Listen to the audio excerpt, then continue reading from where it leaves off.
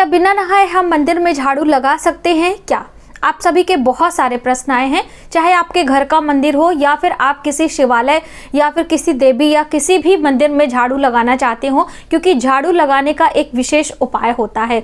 अपने पूर्व जन्म के कर्मों से हमें मुक्ति मिले, यानी कि जो आपने पूर्व जन्म में कुछ पाप कर्म किए हैं उससे आपको छुटकारा मिल सके, आने वाले जीवन में खुशियां आए, आपके घर में सुख समृद्धि हो, इसके लिए एक विशेष उपाय बताया जाता है, जो कि आपको सुबह सवेरे किसी भी मंदिर देव स्थान पर झाड़ू लगाना यानी मंदिर की सफाई करना। तो आप में से बहुत सारे लोगों के सवाल आए हैं कि क्या हम बिना नहाए लगा सकते हैं या नहीं, और ज़्यादातर भ्रमित हैं लोग कि हम अपने पूजा मंदिर में पहले पूजा करें या फिर किसी देव स्थान में, जैसे कि अभी श्रावण का महीना है, अधिक मास है, तो अपने घर में पूजा करके फिर देवालय जाकर हमें पूजा करना चाहिए। सूर्योदय के साथ ही सूर्य देव को जल देने की बात कही गई है, तो अब सूर्य को जल हम कब दें, पूजा करने से पहले या फिर पूजा करने के बाद? बहुत सारे इस तरह के सवाल आए हैं, तो आज की वीडियो में हम आपके साथ सभी सवालों के जवाब देने वाले हैं, जिससे आप सभी अच्छे तरीके से आप अपने घर में पूजा कर सके, देवी देवताओं का लाभ ले सके। नमस्कार, वेलकम टू माय चैनल, मैं हूं मनीषा। दोस्तों, आज की वीडियो बहुत ही प्रमुख है क्योंकि आप सभी के कंफ्यूजन को हम दूर करने वाले हैं। साथ ही हरितालिका तीज व्रत से संबंधित भी कुछ विशेष जानकारी है, क्योंकि आप सभी के प्रश्न आए हैं। अपने पूजा घर में बिना स्नान किए प्रवेश नहीं करना चाहिए, चाहे आपका छोटा पूजा मंदिर हो अथवा बड़ा पूजा मंदिर हो। आप साफ सफाई करना चाहते हैं, पूजा के बर्तन हटाना चाहते हैं, कुछ भी है, बिना नहाए हमें पूजा घर में प्रवेश नहीं करना होता है। तो आप ये सारे कार्य संध्या के समय निपटा लें। संध्या को देवी देवताओं के पास में मंदिर की सफाई, वहाँ के पुष्प को हटाना, चंदन को साफ करना, वहाँ की चीज़ों को यानी कि बर्तन को बाहर निकाल लेना, ये सारे कार्य आपको शाम को ही कर लेने हैं।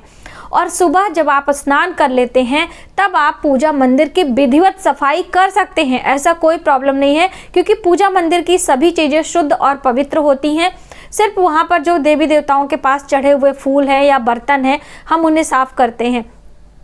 दूसरी अहम बात दोस्तों, पूजा मंदिर में झाड़ू आप ना लगाएं। बहुत सारे लोग अलग से झाड़ू रखते हैं, लेकिन देखिए बहुत अधिक झाड़ू भी अपने घर में नहीं रखनी चाहिए।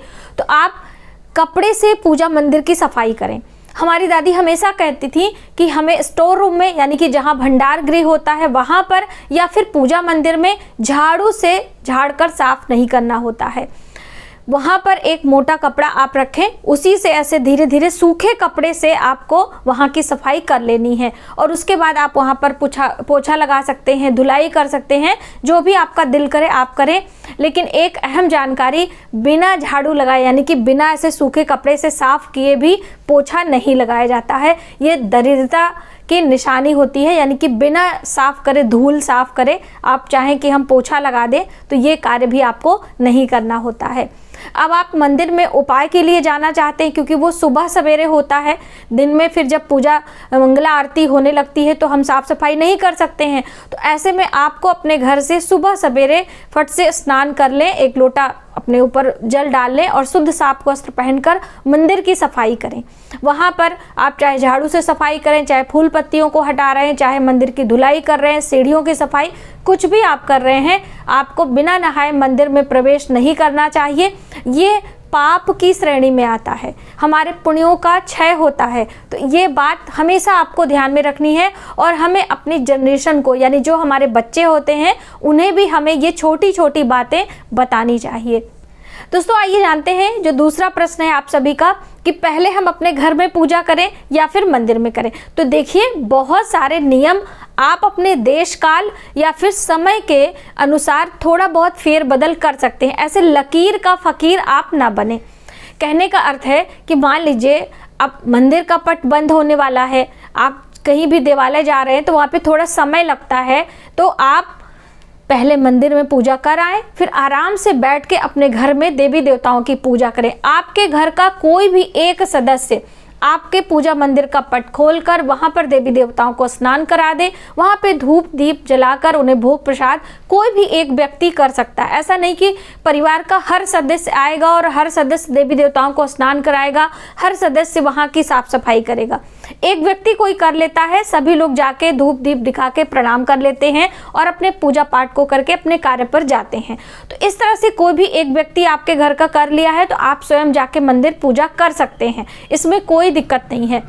बहुत सारी बहनों का प्रश्न आया था कि जो हरितालिका तीज व्रत या फिर श्रावण का सोमवार का व्रत होता है, उसमें जब कोई मुहूर्त बताया जाता है कि इस मुहूर्त में पूजा करना है, तो अब मान लीजिए आप मंदिर पहुंच गए हैं, ठीक है, अपने घर से आपने उस मुहूर्त को ध्यान में रखते हुए मंदिर पहुंचे। अब मंदिर में भीड़ है, भीड़ में आप लाइन में घंटों डेढ़ घंटे खड़े हैं और मुहूर्त आपका निकल गया है, तो हम पूजा कैसे करें? बहुत सारी बहनों का प्रश्न आया है।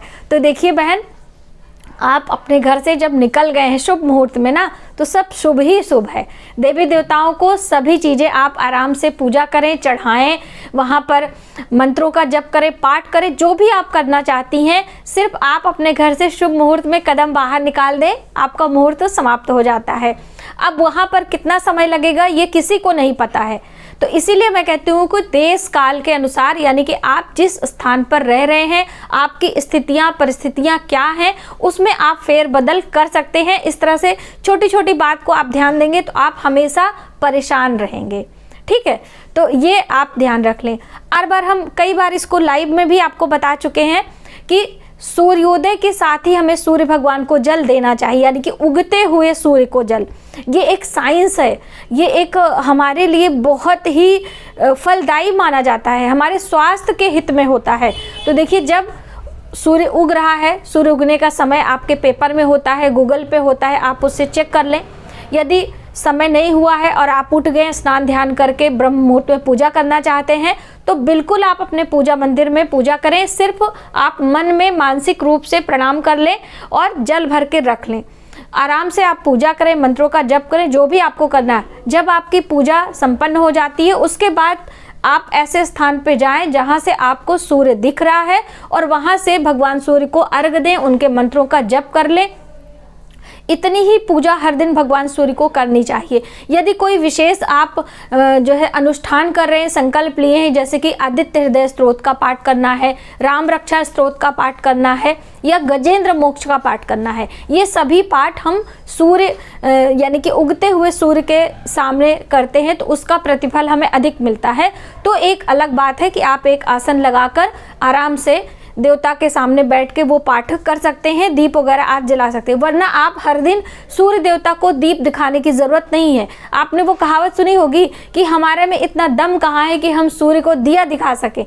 तो सूर्य के प्रकाश से तो हमारा जीवन प्रकाशित होता है, हमारा ये भूमंडल प्रकाशित होता है। एक दिन सूर्य नहीं निकलता है तो कैसा अंधकार दिखता है ना। जब ग्रहण लगता है या फिर जब बादल रहता है, सूर्य हमें दिखाई नहीं देता है। तो इसलिए हमें बहुत ज़्यादा भगवान सूर्य के पूजा में इस तरह से परेशान होने की ज़रूरत नहीं है। बहुत सारी बहनों का प्रश्न रहता है कि जैसे सोमवार का व्रत है या फिर कोई और विशेष गुरुवार का व्रत है, अब हम कहीं घर से बाहर हैं, हमारी स्थितियाँ पर, बच्चों का पेपर है, कोई हॉस्पिटलाइज है, तो आप ऐसे में पूजा नहीं कर पा रहे हैं, तो क्या हमारा वो व्रत मान्य होगा कि नहीं? बिल्कुल ही आपका व्रत मान्य होगा। यदि किसी परिस्थिति के कारण आप पूजा नहीं कर पा रहे, सिर्फ व्रत ही रखे हैं, तो भी आपका व्रत मान्य होता है। आप अगली बार यानी कि नेक्स्ट बार पूजा प्रार्थना करते हुए आप देवी देवताओं की पूजा कर सकते हैं। जो वीकली व्रत होते हैं, सप्ताह के व्रत होते हैं, उनमें आपको इस तरह से बहुत ज़्यादा ग्लानि नहीं लानी चाहिए मन में। कोई बड़े व्रत त्यौहार में भी ऐसा देखा जाता है, जैसे कि आप कहीं किसी तीर्थ यात्रा पर गए हैं और वहाँ पे आपका ये व्रत पड़ जा रहा है, आपने पहले से उसको ध्यान नहीं दिया कि हमारा बीच में व्रत आएगा और हमें अपने घर में रहना है। तो ऐसे में भी जो वहाँ की स्थितियाँ हैं, यानी आपने व्रत किया है, आपको सूक्ष्म चीज़ें मिल गई हैं, आप चंद्र का दर्शन कर लें, प्रणाम कर लें, परिक्रमा कर लें, ये सभी छोटी छोटी चीज़ें करके भी आप व्रत का लाभ ले सकते हैं। लेकिन व्रत को छोड़ना नहीं चाहिए। कोई भी व्रत जब तक आपका पूर्ण नहीं होता तब आपको छोड़ना नहीं है, ठीक है। आपको सारी बातें आपकी क्लियर हो गई। अब ज़्यादातर बहनों का ये भी सवाल है कि क्या हम उद्यापन इस अधिक मास में कर सकते हैं कि नहीं? तो देखिए, जब आपका व्रत संपूर्ण हो जाता है तो आपको उसी समय करना होता है। जैसे कि कुछ चीज़ नियति समय पर करी जाती हैं। अधिक मास के पहले ही मैंने आपको ये वीडियो दी थी, जैसे कि बच्चों का अन्नप्राशन, जैसे कि हम कोई निकासन होता है 12वें दिन जो बच्चे का होता है, या नामकरण होता है, इसमें हम फेरबदल नहीं कर सकते। इसी तरीके से हमारा जो ये व्रत का उद्यापन होता है, किसी भी व्रत का उद्यापन हम करते हैं तो उसका नियति समय, यानी कि जब आपका व्रत सारा संपूर्ण हो गया, मान लीजिए आपने 16 सोमवार का व्रत करने का निश्चय किया है, हम संकल्प लिए हैं कि हमने 16 सोमवार का व्रत करना है, तो अब हम 16वें को करेंगे कि 17वें को करेंगे, ये भी बहुत सारा कन्फ्यूजन है। तो ऐसी स्थितियां हैं। नियम तो यही है कि जब 16 व्रत आपका पूर्ण हो जाए उसके बाद 17वें सोमवार या 17वें गुरुवार को व्रत का उद्यापन करना चाहिए। और जैसे आप विधिवत पूजा करते हैं उसी तरह से पूजा करें, और पुरोहित को बुलाएं, बालक को बुलाएं, पंडित को बुलाएं, और सभी भोजन जो भी आपके रसोई में पकता है बिना प्याज लहसुन का बनाकर आपको खिलाना चाहिए। पहले मीठा प्रसाद जो आपने भोग लगाया उसे आपको पुरोहित को देना है। उसके बाद जो भी आपने नमकीन, मीठा, खट्टा जो भी बनाया है उसे परोसना है। फिर ब्राह्मण को दक्षिणा देकर आपको प्रणाम करना है। जो भी वस्त्र, आभूषण, कुछ भी जो देना चाहते हैं वो देकर आप करें। इस तरह से व्रत का नियम है। अब मान लीजिए 17वें गुरुवार या सोमवार को आपको कहीं जाना है, कोई इमरजेंसी है, तो ऐसे में आप 16वें गुरुवार का व्रत बिल्कुल विधिवत तरीके से कर सकते हैं। लेकिन एक बात का ध्यान रखना है, आप स्वयं कोई भी अनाज या जो भी आप नहीं खाते हर व्रत में वो चीज़ मत खाइए। आप अपना प्रसाद रख दीजिए, दूसरे दिन जब आप चौकी हटा लीजिए, विसर्जन कर दीजिए, तब आप स्वयं व्रत का पारण करते हुए उस प्रसाद को ले सकते हैं। उसका रीज़न है कि आपने 16 पूरा नहीं किया है ना, आप तो इमरजेंसी में एक दिन पहले कर रहे हैं, ठीक है। तो इस चीज़ को ध्यान में रख लीजिए। बहुत सारी छोटी छोटी बातें होती हैं जो मन में कौतूहल आती है या फिर मन में शंका उत्पन्न होती है, तो आप लोगों के सवाल आते हैं, तो मैंने सोचा मैं एक सेपरेट वीडियो बनाऊं जिससे आपको आसानी हो सके। तो आज की वीडियो में बस इतना ही। यदि हमारी जानकारी आपको थोड़ी सी भी हेल्पफुल लगे तो प्लीज़ हमारी वीडियो को लाइक करें, शेयर करें, सब्सक्राइब जरूर करें नए वीडियोज़ के लिए। मिलते हैं एक नई जानकारी के साथ नए वीडियो में, तब तक आप अपना ख्याल रखें। जय माता दी।